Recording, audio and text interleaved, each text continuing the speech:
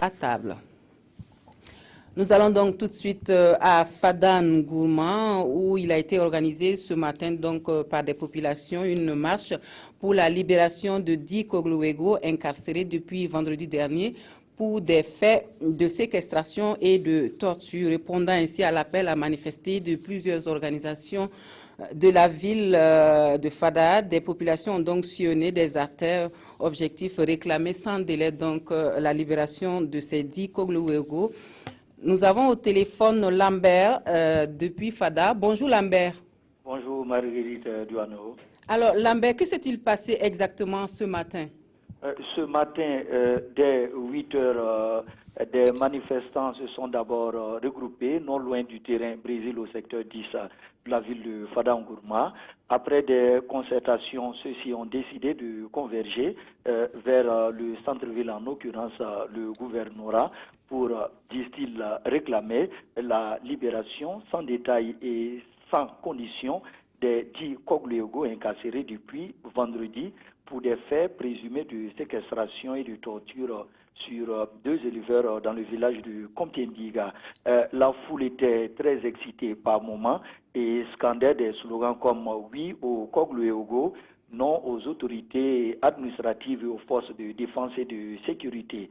La situation a failli dégénérer quand un groupe de personnes a voulu prendre la direction de la maison d'arrêt et de correction de Fada.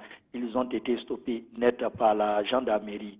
S'en est suivi des jets de pierre contre les forces de sécurité. Notons qu'un important dispositif sécuritaire est mis en place. Il est composé de la gendarmerie, de la police nationale, de la compagnie de républicaine de sécurité et des militaires du 34e régiment interarmes qui sont présents avec des blindés et qui forment la dernière chaîne de sécurité autour de la maison d'arrêt. Vers 11 heures, les manifestants ont commencé à se disperser. Moussa Tchombiano dit Django, point focal des Kogluego, affirme avoir eu l'assurance des autorités pour la libération dans les plus brefs délais des 10 Kogluego.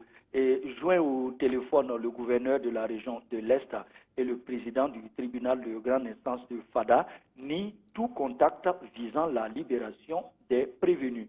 Et pour eux, la procédure judiciaire suit son cours normal. Alors Lambert, quelle est la situation en ce moment à Fada? À l'heure actuelle, la situation est calme. La circulation a repris sur les grandes artères. Ce calme va durer combien de temps quand on sait que les pro-Kogluego annoncent une autre manifestation pour demain si la libération de leurs camarades n'est pas effective dès ce soir. Merci Lambert pour toutes ces informations. Nous allons peut-être revenir à vous dans nos prochaines éditions pour la suite, donc pour en savoir davantage sur la situation.